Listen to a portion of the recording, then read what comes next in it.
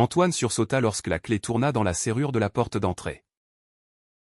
Il était en train de ranger les affaires personnelles de Julien. Son patron. Dans le bureau de la maison familiale à Provence. Quand un homme âgé entra.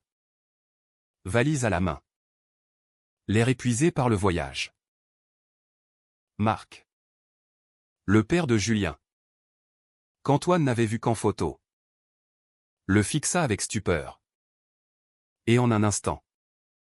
Une dispute éclata sur une méprise qui révéla des secrets enfouis depuis des années. Antoine. 25 ans. Avait accepté ce job de house-sitting pour arrondir ses fins de mois. Étudiant en littérature à Paris. Il travaillait à mi-temps comme assistant administratif dans une petite entreprise de marketing dirigée par Julien Moreau. Julien. 40 ans. Marié avec 2 enfants. Partait en vacances en famille pour 2 semaines. Laissant la grande maison provençale vide. Tu seras tranquille. Antoine. Juste arroser les plantes et vérifier le courrier, avait dit Julien avec son sourire confiant. Antoine avait hoché la tête. Ravi de l'opportunité, un peu de paix loin de la capitale. Et un salaire décent. Mais il n'avait pas prévu que Marc, le père retraité de Julien, décide de rentrer plus tôt de son séjour en Italie pour une raison personnelle. Dès les premiers mots, la tension monta. Qui êtes-vous? Un cambrioleur, gronda Marc. 65 ans. Veuf depuis 10 ans. Avec une voix rauque marquée par des années de tabagisme. Antoine balbutia une explication, montrant les clés que Julien lui avait confiées. Marc, sceptique, appela son fils pour vérifier.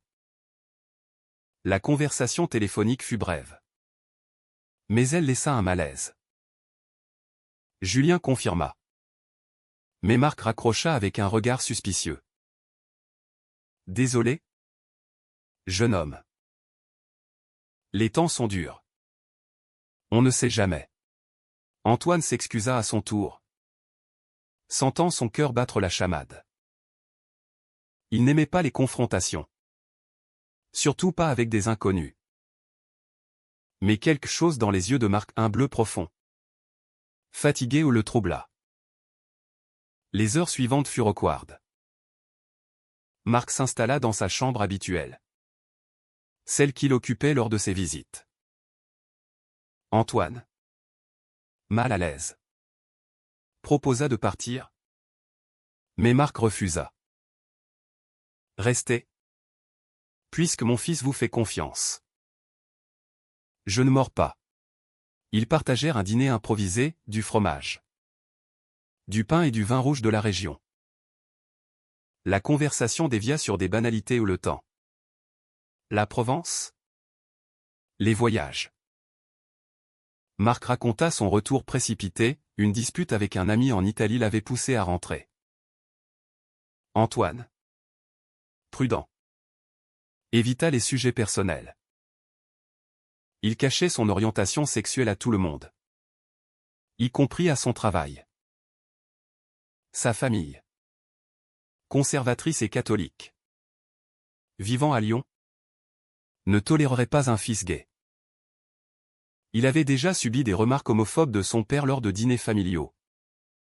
Des blagues qui n'en étaient pas. Au fil de la soirée, Marc se détendit. Il parla de sa vie, retraité d'une carrière dans l'enseignement.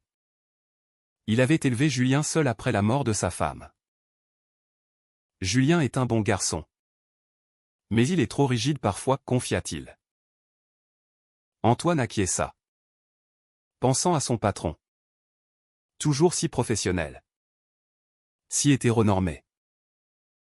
Puis, sans prévenir, Marc posa une question qui fit sursauter Antoine, « Et vous? Jeune homme? Une petite amie à Paris ?» Antoine rougit. Bafouilla un nom évasif. Marc rit doucement. « À votre âge. C'est normal. Moi. À 25 ans. J'étais déjà marié. Mais les temps changent. Antoine sentit une ouverture. Mais il se tut. Cette nuit-là. Dans sa chambre d'invité. Il repensa à Marc. L'homme avait une présence magnétique. Une vulnérabilité cachée sous son apparence bourrue. Le lendemain matin. La cohabitation prit une tournure inattendue. Antoine prépara le café. Et Marc descendit. Encore en pyjama. Ils discutèrent de livres. Antoine étudiait Proust. Marc avait enseigné la littérature française. Proust était un génie. Mais sa vie personnelle. Compliquée, dit Marc avec un clin d'œil. Antoine se raidit. Était-ce une allusion? Il décida de tester les eaux. Oui. Ses relations étaient non conventionnelles. Marc hocha la tête. Dans les années 70. Quand j'enseignais. On n'en parlait pas. Mais aujourd'hui. La société évolue. Pas assez vite. Peut-être. Antoine sentit un frisson. Pour la première fois. Il se demanda si Marc cachait quelque chose. La journée se passa en promenade dans le jardin. Marc montra à Antoine les oliviers qu'il avait plantés avec Julien enfant. Ma famille est traditionnaliste. Julien a suivi le chemin, mariage. Enfant. Mais moi. J'ai eu des doutes. Antoine écouta. Fasciné. Marc avoua avoir eu une liaison secrète avec un homme. Il y a 30 ans. Pendant son mariage. C'était une erreur. Mais elle m'a ouvert les yeux sur qui j'étais vraiment. J'ai choisi de rester pour Julien. Antoine. Choqué. Confia à son tour son secret. Je suis gay. Mais ma famille ne le sait pas. Il me renierait. Marc posa une main sur son épaule. Vous n'êtes pas seul. Ce geste, innocent, alluma une étincelle. Les jours suivants. Leur lien se renforça. Ils cuisinèrent ensemble. Regardèrent des films français classiques. Antoine se surprit à rire. À se sentir libre. Marc. De son côté. Revivait une jeunesse perdue. Mais la réalité frappa quand Julien appela pour vérifier. Tout va bien avec papa, demanda-t-il. Antoine mentit, parfaitement. Pourtant. Une culpabilité naissait. Était-ce une trahison envers son patron? Marc. Lui. Lutter contre ses propres démons, l'âge. La morale? Le risque de briser sa famille. La tension monta d'un cran lorsqu'Antoine et Marc décidèrent d'une sortie en ville. À Aix-en-Provence. Ils flânèrent sur le marché, achetant des fruits frais. Un regard complice. Une main effleurée, rien de plus. Mais Antoine sentit son cœur s'emballer. De retour à la maison. Marc confia plus, après la mort de ma femme. J'ai essayé de vivre ma vérité. Une relation avec un homme. Discrète. Mais Julien l'a découvert et m'a supplié d'arrêter. Pour l'image de la famille. Antoine compatit. Racontant ses propres batailles, des amis perdus à cause de rumeurs. Une solitude écrasante à Paris. Je vis dans la peur constante, admit-il. Marc le serra dans ses bras. Un geste paternel qui glissa vers quelque chose de plus intime. Ils s'écartèrent. Confus. Cette nuit-là. Une tempête s'abattit sur la Provence. L'électricité coupée. Ils allumèrent des bougies. Assis au salon. Marc parla de ses regrets. J'ai sacrifié mon bonheur pour le bien de Julien. Était-ce juste? Antoine, ému, posa sa tête sur l'épaule de Marc. Peut-être pas. Mais vous l'avez protégé. Leur conversation devint confession, Marc avoua avoir aimé un homme profondément. Mais l'avoir quitté par devoir. Antoine parla de son premier amour. Brisé par la société. L'atmosphère chargée. Ils s'embrassèrent à un baiser timide. Chargé d'émotions refoulées. Pas de passion physique. Mais une connexion profonde. Le lendemain. La culpabilité frappa Antoine. Que faisait-il? Marc était le père de son patron. Un homme 2 fois son âge.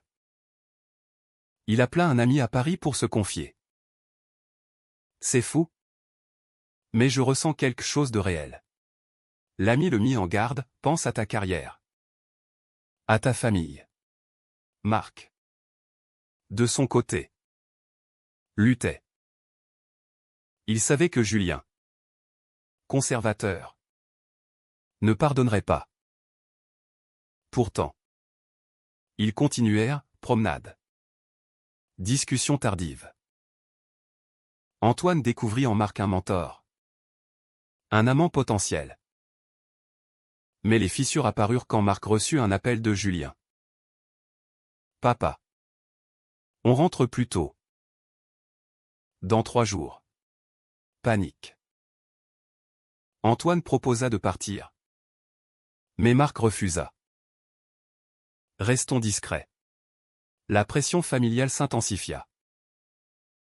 Antoine reçut un message de sa mère, « Quand vas-tu nous présenter une copine ?» Il ignora. Mais cela raviva ses peurs. Marc, sentant le doute, confronta Antoine. Est-ce une erreur? Antoine hésita. Non. Mais c'est risqué. Ils décidèrent de profiter des derniers jours. Une visite à Marseille, ils marchèrent sur le vieux port, main dans la main. Cachés par la foule. Pour la première fois. Antoine se sentit vu. Accepté. Mais un passant les dévisagea. Murmurant une insulte homophobe. Marc serra les dents. La société n'a pas changé autant qu'on le croit. De retour, un incident changea tout. Antoine trouva une lettre ancienne dans les affaires de Marc, une déclaration d'amour d'un homme. Datée de 1985. Pourquoi l'avez-vous gardée? Demanda-t-il. Marc soupira. Pour me rappeler ce que j'ai perdu. Ému, Antoine l'embrassa à nouveau. Mais Julien appela, on arrive demain. Tout va bien? Marc mentit. Mais sa voix trembla. Antoine, rongé par la culpabilité, envisagea de tout avouer. Et si on lui disait? Marc refusa. Il me haïrait. La nuit fut agitée. Antoine réfléchit à ses choix, poursuivre cette relation signifiait risquer son job. Sa famille. Marc. Lui. Pesait le prix de la vérité. Le matin. Ils évitèrent le sujet. Mais la tension était palpable. Puis. Un coup de téléphone de Julien, papa. J'ai entendu des rumeurs au village. Quelqu'un t'a vu avec un jeune homme. Marc blêmit. Antoine. Paniqué. Décida de confronter. On doit assumer. Mais Marc hésita. Révélant sa peur profonde, j'ai déjà perdu une fois. Je ne peux pas reperdre mon fils. L'arrivée de Julien et sa famille transforma la maison en champ de bataille. Julien. Sa femme Sophie et leurs 2 enfants débarquèrent avec des valises et des sourires. Papa. Antoine. Content de vous voir. Mais Julien remarqua vite l'atmosphère lourde. Durant le dîner. Il posa des questions anodines. Mais ses yeux scrutaient. Antoine. Nerveux. Évitez le regard de Marc. Sophie. Intuitive. Sentit le malaise. Tout va bien? Marc hocha la tête. Mais Julien insista plus tard. Seul avec son père. Qu'est-ce qui se passe? Tu sembles distant. Marc éluda. Antoine. Restait pour aider au déballage. Lutter intérieurement. Il aimait Marc à un amour naissant, basé sur la compréhension mutuelle. Mais voir Julien, son patron, si proche, le ramenait à la réalité. Le soir, dans sa chambre, il reçut un appel de sa famille. Son père vient nous voir bientôt. On s'inquiète pour toi. La pression montait. Marc glissa un mot sous sa porte, on doit parler. Ils se retrouvèrent au jardin. La nuit. Julien soupçonne quelque chose, murmura Marc. Antoine proposa, disons-lui la vérité. Marc refusa. Il est homophobe? Sans le savoir. Il pense que c'est un choix immoral. Le lendemain, la confrontation éclata. Julien surprit une conversation chuchotée entre Antoine et Marc. « Qu'est-ce que c'est que ça » hurla-t-il. Marc tenta de nier. Mais Antoine, impulsif, avoua, votre père et moi. On s'est rapprochés. Julien explosa, c'est une blague? Antoine. Tu es viré. Papa. Comment as-tu pu? Avec un employé. Un homme. Sophie. Choquée. Emmena les enfants ailleurs. Marc. Larmes aux yeux. Défendit, Julien. J'ai vécu dans le mensonge toute ma vie. Pour toi. Julien riposta, pour moi? Tu détruis la famille. Pense à maman. La dispute s'envenima. Julien accusa Antoine de manipulation, tu as profité de la situation pour. Quoi? De l'argent? Antoine. Blessé. Répliqua, c'est réel. Votre père mérite d'être heureux. Marc. Déchiré. Choisis, Julien. Pardonne-moi. Mais je ne peux plus mentir. Julien partit en claquant la porte. Appelant un avocat pour protéger la famille. Antoine. Effondré. Réalisa le prix, perte de job. Possible ostracisme. Marc. Lui. Perdait son fils. Les heures suivantes furent un tourbillon. Sophie tenta de médier, Julien. Ton père a souffert. Laisse-lui une chance. Mais Julien, influencé par ses propres préjugés ou élevé dans une France traditionnelle, refusa. Antoine appela sa famille. Confiant partiellement, j'ai rencontré quelqu'un. Un homme. Sa mère pleura. Son père hurla, ne reviens jamais. Double trahison. Marc et Antoine se soutinrent mutuellement. Mais le doute s'installa. Était-ce une erreur? Demanda Antoine. Marc répondit, non. Mais le prix est élevé. Les jours suivants furent marqués par des silences et des regrets.